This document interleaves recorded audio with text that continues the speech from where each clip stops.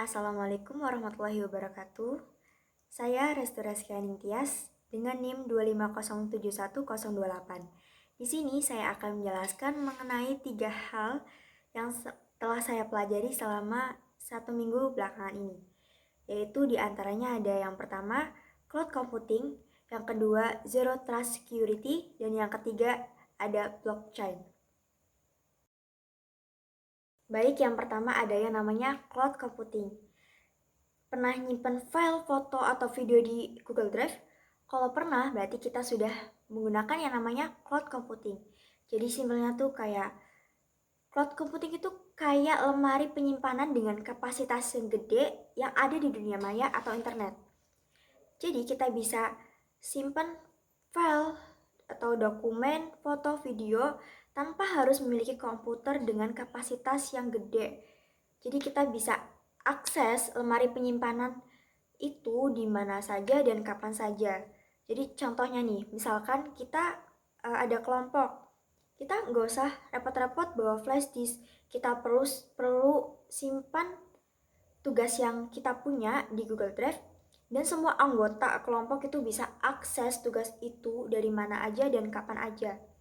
Nah, di dunia bisnis sendiri juga banyak sekali perusahaan yang memakai cloud untuk memudahkan pekerjaan mereka, karena mereka bisa akses pekerjaan di mana aja dan kapan aja. Dan tentunya ini juga bisa meminimalisir dari adanya kehilangan data. Kemudian, yang kedua ada yang namanya Zero Trust Security. Zero Trust Security sendiri merupakan salah satu sistem keamanan super. Nah, konsep dari Zero Trust Security itu sendiri bisa dibilang sangat sederhana, yaitu jangan mudah percaya secara otomatis kepada siapapun, baik orang dalam maupun orang luar. Jadi istilahnya itu never trust, always verify. Sehingga setiap akses harus diverifikasi setiap kali. Misalnya nih, kita punya rumah. Walaupun udah ada orang di dalam rumah itu, setiap kali ingin memasuki ruangan, baik kamar, dapur, maupun buka lemari sekalipun, harus menunjukkan identitasnya terlebih dahulu. Jadi, kayak gitu zero trust. Jadi tuh zero trust memastikan satu pintu jebol tidak langsung meruntuhkan semuanya. Jadi aman. Yang ketiga ada yang namanya blockchain. Nah, blockchain sendiri itu merupakan teknologi penyimpanan data digital yang aman dan transparan. Nah, di mana datanya itu disimpan dalam bentuk rangkaian blok yang saling terhubung kayak rantai. Makanya disebut dengan blockchain atau rantai blok. Setiap blok itu berisi data, misalnya nih data transaksi, dan tiap blok itu saling terhubung serta dikunci menggunakan kode khusus yang bisa kita sebut dengan hash. Jadi kalau salah satu blok diubah, dihapus, maka seluruh rantai blok bakal langsung tahu kalau itu ada yang aneh. Jadi sangat sulit untuk diretas atau dimanipulasi. Jadi keamanannya itu sangat terjamin. Nah, misalnya nih contoh gampangnya.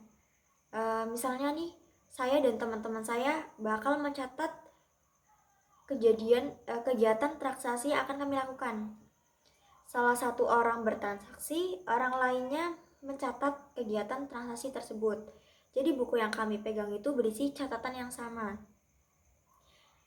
Jadi kalau misalkan ada satu aja buku dengan catatan yang berbeda dengan dirubah atau dihapus, maka akan mudah terdeteksi karena catatannya itu berbeda dengan yang lainnya.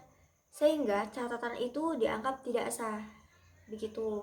Jadi konsep dari blockchain sendiri itu kira-kira seperti itu. Nah, untuk fungsi atau contohnya itu, contoh dari blockchain itu sendiri telah diterapkan oleh Bitcoin dan mata uang kripto untuk mencatat transaksi mereka. Baik, sekian yang dapat saya sampaikan berkaitan dengan 3 hal yang telah saya pelajari selama seminggu belakangan ini yang berkaitan dengan teknologi. Mohon maaf apabila ada kesalahan dalam penjelasan yang telah saya paparkan. Kurang lebihnya mohon maaf. Saya akhiri. Wassalamualaikum warahmatullahi wabarakatuh.